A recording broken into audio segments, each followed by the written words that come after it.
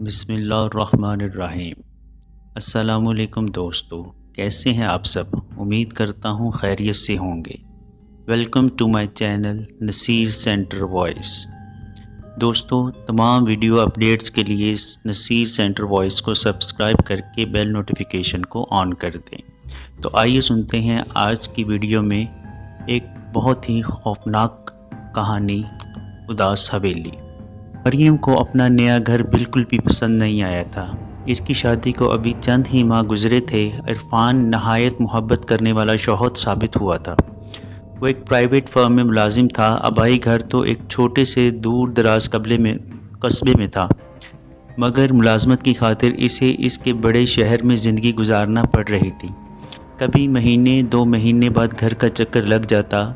ماں باپ اور بہن بھائیوں سے دور وہ اس شہر میں ایک ہاسٹل میں گزارا کر رہا تھا۔ دن بھر دفتر میں گزر جاتا، شام دوستوں کے ساتھ سڑکیں ناپنے ہوئے بیت جاتی۔ رات ڈھلے جب نیند آنکھ میں اترنے لگتی تو ہاسٹل یاد آ جاتا۔ جب مریم اس کی زندگی میں آئی تو اس کی ساری زندگی ہی بدل کر رکھ دی۔ مریم پڑھی لکھی، نہایت خوبصورت اور سمجھدار لڑکی تھی۔ عرفان کو اپنا شریک حیات بنا کر بے حد خوش تھا۔ ماں باپ کے مشورے کے بعد اس نے اس بڑے شہر میں اپنے لیے کوئی مکان تلاش کرنا شروع کر دیا جہاں وہ اپنی بیوی کے ساتھ رہ سکے۔ جلد ہی اس کو ایک مکان مل تو گیا، مگر جب وہ مریم کو اپنے ساتھ لے کر شہر آیا تو مریم اس گھر کو دیکھ کر بہت پریشان ہو گئی۔ یہ مکان شہر سے باہر قدرے ویران علاقے میں تھا۔ کچھ عرصے پہلے تک یہ ایک بہت بڑی حویلی تھی جس کے ساتھ ایک بہت بڑا باغ بھی تھا، مگر اب وہ باغ اجڑ چکا تھا۔ اس حویلی کی حالت بھی بہت خستہ ہو چکی تھی۔ اس حویلی کے مالک 2 بھائی تھے جنہیں وراثت میں یہ منتقل ہوئی تھی۔ دونوں نے آپس میں تقسیم کرنے کے لیے درمیان میں ایک چھوٹی سی دیوار تعمیر کر دی تھی۔ ایک بھائی نے اپنا حصہ گرا کر اسے از سر نو تعمیر کروایا اور پھر کرائے پر اٹھا دیا۔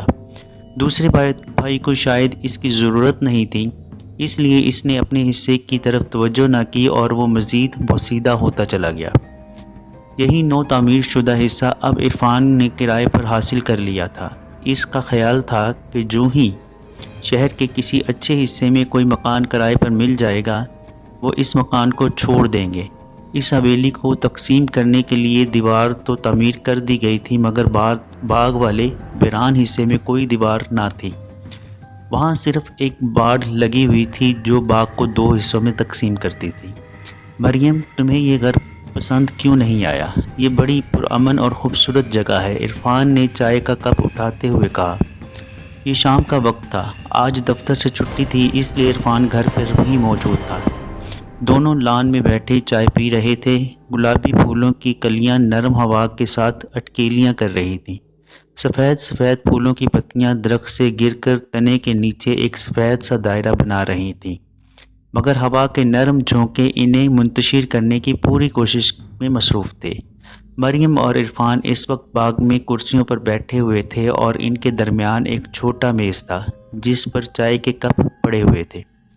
میں پہلے ہی آپ سے کہہ چکی ہوں کہ مجھے یہ بڑی افسردہ لگی ہے جگہ، اور مریم اپنی بات کی وضاحت کرنا چاہی تو عرفان اس کی بات کاٹتے ہوئے بولا، دوبارہ یہی بات مت کرنا، میں پہلے بھی بتا چکا ہوں، جو ہی کوئی اچھی جگہ ملے گی ہم وہاں منتقل ہو جائیں گے۔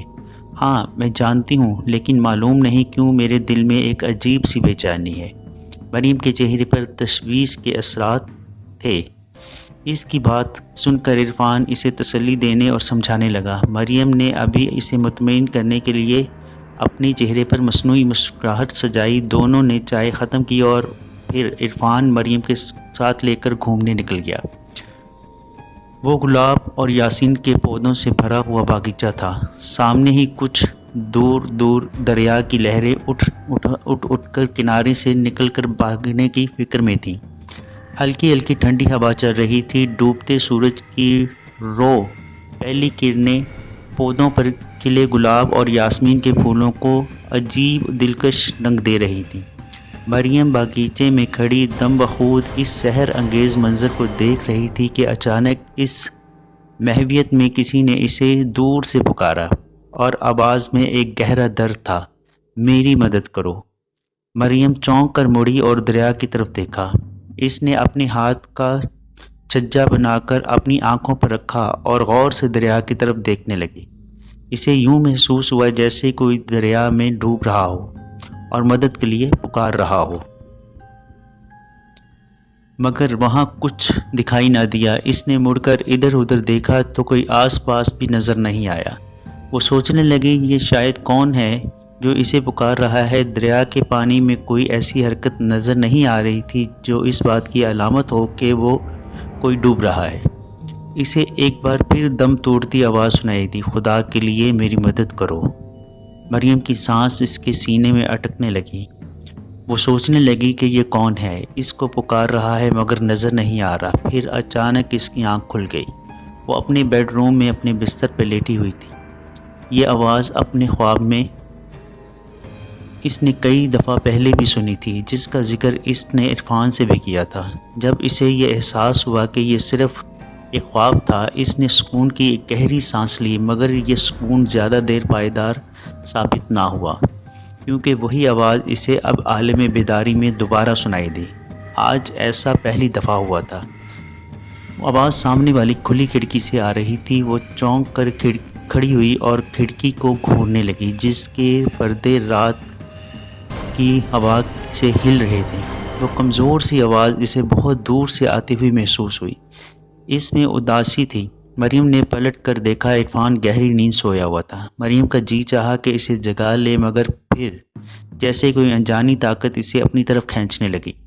मरियम ने अपना लिबास दुरुस्त किया और बेडरूम से निकल आई। वो राहदारी में बेदबे पांव चलती हुई सीढ़ियों तक पहुंची और फिर ठंडी रेलिंग को थामते हुए एक एक कदम करके सीढ़ियां उतरने लगी। टीवी लॉन्च की फिजा कदरे गर्म थी। काफ़ी टेबल पर के दोनों मग अभी तक पड़े हुए थे, जिसमें इसने और इरफान ने रात को अपनी पसंदीदा प्रोग्राम देखते हुए काफ़ी पी थी। इस टीवी लॉन्च की बड़ी सी सफ़ेद रंग की खिड़की बाग की तरफ खुलती थी। इस पर भारी सफ़ेद पर्दे पड़े हुए थे। मरियम ने पर्दों को एक तरफ खींचा और चटकनी हटाते हुए खिड़की का एक पट खोल दिया। सरसराती हुई ठंडी हवा तेज़ हवा और कमरे में दाखिल हुई तो मरियम कपकपा कर रह गई। बाहर बाग के पेड़ों के पीछे चांद की पीली रोशनी यूं झांक रही थी जैसे वो मरियम की मानित किसी से खौफजदा हो। मेरी मदद करो। इस बार ये बाहर बाग में निकल आई। घास की नमी को अपने स्लीपरों के अंदर महसूस कर सकती थी। चलते चलते वो आम के घने और पुराने दरख्त के नीचे से गुजरी और फिर इस बाड़ की तरफ मुड़ गई जिसने हवेली के पुराने और नए हिस्से को तकसीम कर रखा था। बाड़ के करीब आकर वो रुक गई और इसे देखने लगी। इसे इस जगह की उदासी अपनी रूह में उतरती हुई महसूस हुई। मरियम, इस बाड़ से गुजर आओ, मैं दूसरी तरफ हूँ। इसे वही आवाज़ एक बार फिर सुनाई दी। इस दफ़ा ये आवाज़ ज़्यादा पुरएतमाद थी। मरियम एक कदम बाड़ की तरफ बढ़ी मगर फिर रुक गई। इसी वक्त वो आवाज़ दोबारा सुनाई दी, आ जाओ मरियम, मुझे तुम्हारी मदद की ज़रूरत है। इस बार मरियम को ये आवाज़ अपने जहन में नहीं बल्कि वाज़ेह तौर पर पौधों के पीछे से सुनाई दी। वो आगे जाने और बाड़ पार करने के लिए अभी अपना कदम उठाने ही वाली थी कि अकब से इसे एक हाथ के शाने को जकड़ लिया। आह! वो गिरफ्त की शिद्दत से चला उठी। मरियम, तुम इस वक्त यहाँ क्या कर रही हो? अब ये इरफान की आवाज़ थी जो इसे तलाश करते हुए यहाँ पहुँच गया था। इरफान को देखते ही इसकी आंखों से आंसू बहने लगे और वो बेहोश और बेख्तियार इसी के बाजुओं में समा गई। सिसकते हुए बोली, इरफान, मैंने वो आवाज़ दोबारा सुनी है, चलो घर के अंदर चलो। इरफान इसे इश्तिहाद से बाजुओं में समेटे हुए घर की तरफ पलट गया। बेडरूम में आकर इसने मरियम को चुपचाप बिस्तर पर लिटाकर कंबल ओढ़ा दिया और खुद इसके हाथ थामे हुए इस वक्त तक वहाँ बैठा रहा जब तक वो गहरी नींद सो नहीं गई। दूसरे दिन दफ्तर से छुट्टी करते ही इरफान घर आने के बजाय सीधा इस स्टेट एजेंट के दफ्तर पहुंच गया जिसने इसे ये मकान किराए पर दिलवाया था। स्टेट एजेंट इरफान को देखते ही सीधा हुआ और बैठ गया और सवालिया नज़रों से इसकी तरफ देखने लगा। इरफान ने एक कुर्सी सीधी की और इस पर बैठते हुए बोला, मुझे कुछ मालूमात लेनी थी आपसे। जी फरमाइए। اسटेट एजेंट अपनी पेशावराना मुस्कुराहट चेहरे पर सजाए हुए बोला, आपने जो मकान मुझे किराए पर दिलवाया है, इसका बाकी निस्फ हिस्सा जो अभी तक अपनी पुरानी हालत में पड़ा है, क्या इसके मालिक का इसको तामीर करवाने का कोई इरादा नहीं? इरफान का सवाल सुनते ही एजेंट के चेहरे पर कई रंग एक साथ बदले और वो कुछ देर सोचता रहा, फिर हल्का सा खनकारता हुआ बोला, आपको इस बारे में फिक्र करने की क्या ज़रूरत है? मकान का वो हिस्सा जो आपके पास है वो तो अच्छी हालत में है। बाकी रही इस बात दूसरे हिस्से की, तो वो हिस्सा जिसकी मलकियत है वो इसको तामीर करने का इरादा तो रखता था, मगर एक रोज़ वो अचानक कहीं गायब हो गया। इसी वक्त वो इसी मकान में रहाइश पजीर था। ये आज से 40 बरस पहले की बात है। इस वक्त वो इस मकान में तन्हा रहता था। मुकामी पुलिस काफ़ी अरसे तक इसको तलाश करती रही, मगर इसका कोई सुराग ना मिला। तब इस घर को इस वक्त तक के लिए मुस्तकिल बंद कर दिया गया जब तक इसके मालिक की कोई इत्तला नहीं मिल जाती। इसी वजह से ये मकान आज तक पुरानी हालत में पड़ा हुआ है। जब इरफान घर पहुंचा तो मरियम किचन में काम कर रही थी। इसे देखते ही वो तेज़ी से लपकी और इसे लिपट गई। इरफान के होंठों पर बेसाख्ता मुस्कुराहट फैल गई। क्या बात है भाई, खैरियत तो है ना? वो हंसते हुए बोला, जब आप मेरे पास मौजूद होते हैं ना तो मेरा दिल मुतमईन रहता है, वरना तो एक अनजाना सा डर दिल में मौजूद रहता है। मरियम की बात सुनकर इरफान हंसते हुए इसे प्यार करने लगा। डरो मत, मैं हूँ ना तुम्हारे पास, इरफान ने इसे तसल्ली दी। डरूं कैसे नहीं, मरियम खाना डाइनिंग टेबल पर लगाते हुए बोली। दिन में जो मासी घर में काम करने आती है वो बता रही थी कि हमारे साथ वाली बोसीदा हवेली के बाग में घने दरख्तों पर जिन्नात का बसेरा है और वही इस हवेली के मालिक को उठाकर ले गए थे। इसकी बात सुनकर इरफान खिलखिलाकर हंस पड़ा। अरे तुम इन बातों पर यकीन ना किया करो, ये सब अफवाहें हैं जो कम इल्मी के सबब फैलती हैं। इंसान से बड़ा कोई जिन नहीं। फिर वो शरारत भरी निगाहों से मरियम की तरफ देखते हुए कहने लगा, कोई जिन किसी को कहाँ ले जाएगा? खुद ही देख लो, मैं तुम्हें कहाँ से उठाकर कहाँ इतनी दूर इस घर में ले आया। क्या ये भी किसी जिन का काम है? इसकी बात सुनकर मरियम के होंठों पर भी मुस्कुराहट रेंगने लगी। खाना ख़त्म करने के बाद दोनों ने कुछ देर टीवी लॉन्च में अपना पसंदीदा टीवी शो देखा और फिर सोने के लिए बेडरूम में चले गए। इनको सोते हुए न जाने कितनी देर ही गुजरी थी कि अचानक इरफान की आंख खुली।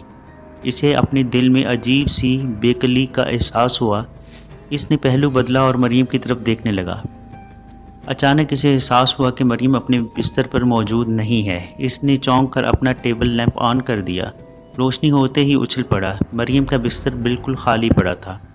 वो तेज़ी से उठा और खिड़की के से नीचे बाग में झांकने लगा। वहाँ से कुछ नज़र ना आया।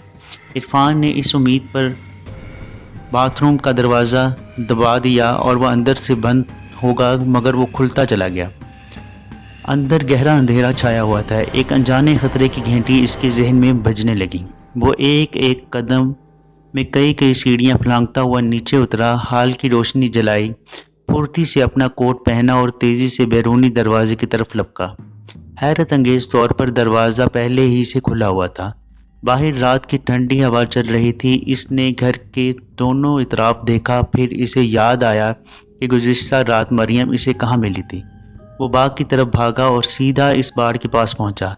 वहां पहुंचते ही इसकी रीढ़ की हड्डी में सनसनी की एक लहर दौड़ गई। मरियम वहां मौजूद ना थी। परेशानी के आलम में वो वापस घर की तरफ भागा और पुलिस को फ़ोन करने लगा। अभी फ़ोन रखा ही था कि इसे पुरानी हवेली की तरफ से धीमा धीमा शोर सुनाई दिया। इरफान तेज़ी से झाड़ियों भरे रास्ते पर तकरीबन भागता हुआ इस पुरानी हवेली की इमारत की तरफ जा रहा था। इसने हवेली के भारी चौबी दरवाजे को ज़ोर से धकेला तो वो खुलता चला गया।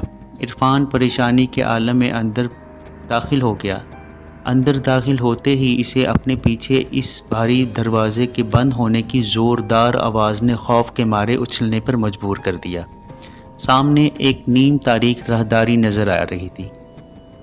सेलन की बू इसके नथनों से टकराई और फिर कबूतरों के तेज़ फड़फड़ाने की आवाज़ सुनाई दी, जिन्होंने ऊंची छत की लकड़ियों में घोंसले बना रखे थे। खस्ता हाल छत के बड़े बड़े सुराखों से आसमान पर तारे भी नजर आ रहे थे। इन सब चीज़ों ने मिलकर इस माहौल को खासा खौफनाक बना दिया था।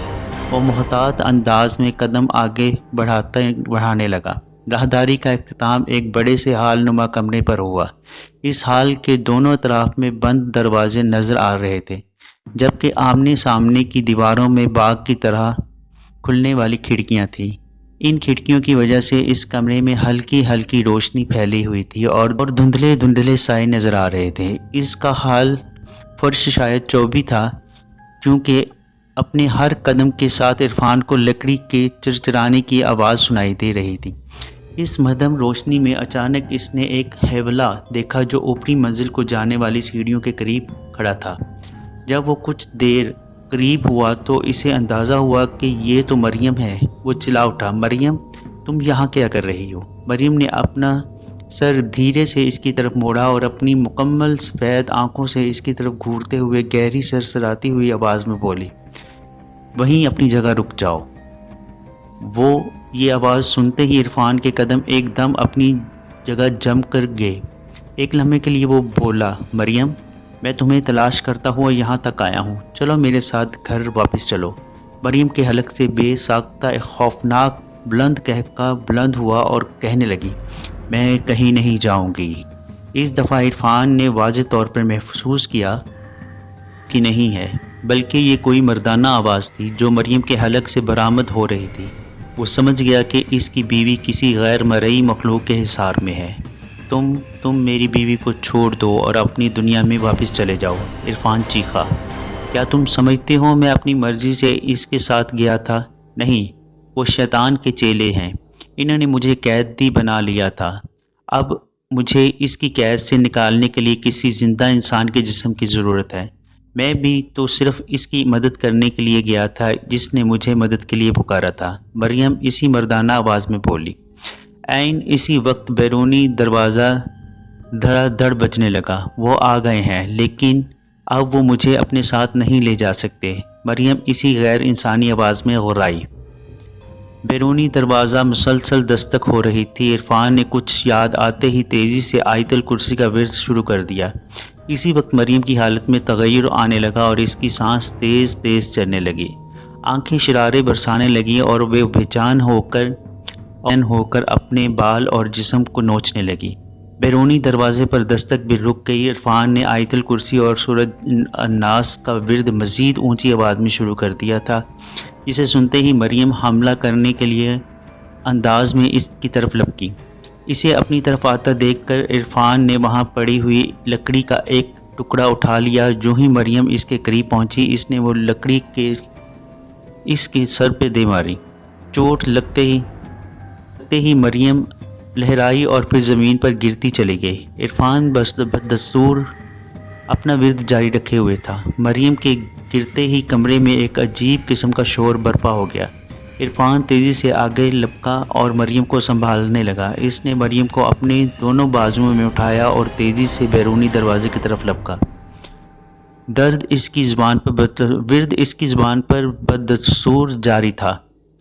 सदर दरवाजे से बाहर आते ही मरियम मचलने लगी और वो इरफान के बाजुओं से निकल गई। इसे अपने पाँव पर खड़े होते ही वो गिरती पड़ती बाग की तरफ भागी। इरफान इसको पुकारता हुआ इसके पीछे पीछे था। अचानक एक तेज़ रोशनी इसकी आंखों के सामने लहराई तो वो अपने घुटनों के बल ज़मीन पर गिर बैठी और अपनी आंखें बंद कर ली। जब इसने आंखें दोबारा खोली, वो रोशनी एक बार फिर इसके जिस्म के और आंखों के सामने चमकी। इसी वक्त एक हैवला एक बड़ी सी झाड़ी के पीछे से नुमदार हुआ और सरसराती आवाज़ में बोलने लगा, मेरा नाम दिलावर है। कभी मैं इस हवेली का मालिक था, मगर फिर इन शैतानी कुव्वतों ने मुझ पर गलबा पा लिया। आज तुम्हारी वजह से मेरी इस कैद का खात्मा हो गया है। अगर तुम इन शैतानों से बचकर ना निकलती तो मेरे बाद तुम इनकी ग़ुलाम बन जाती। अपने मकसद के लिए तुम्हें इस्तेमाल करने के लिए मैं माज़रत ख़्वाह हूँ। तुम्हारी वजह से मैं इनका हिसार तोड़ने में कामयाब हुआ हूँ। इतना कहते हुए वो हैवला वापस झाड़ियों के पीछे गायब हो गया, मगर जाने से पहले इसने मरियम की तरफ देखकर अलविदाई अंदाज में हाथ हिला दिया। मरियम दम बखूद اس کی طرف دیکھ رہی تھی۔ وہ کچھ بول نہ پا رہی تھی۔ حبلے کے غائب ہوتے ہی عرفان آگے بڑھا اور اس نے مریم کے شانے پر ہاتھ رکھ دیا۔ اس کی موجودگی کا احساس کرتے ہی مریم نے چونک کر اس کی طرف دیکھا اور پھر سسکتے ہوئے اس کے ساتھ لپٹ گئی۔ اوہ عرفان! وہ کتنا تنہا اور اداس نظر آ رہا تھا۔ مریم جھاڑیوں کی طرف دیکھتے ہوئے بولی۔ ہاں مریم، بعض اوقات اس طرح سے رہنا پڑتا ہے، عرفان دھیرے سے بولا اور پھر مریم کو اپنی بازوؤں کے حصار میں لے لیا اور گھر کی طرف چلنے لگا۔ مریم اس کے شانے پر سر رکھے سسک رہی تھی۔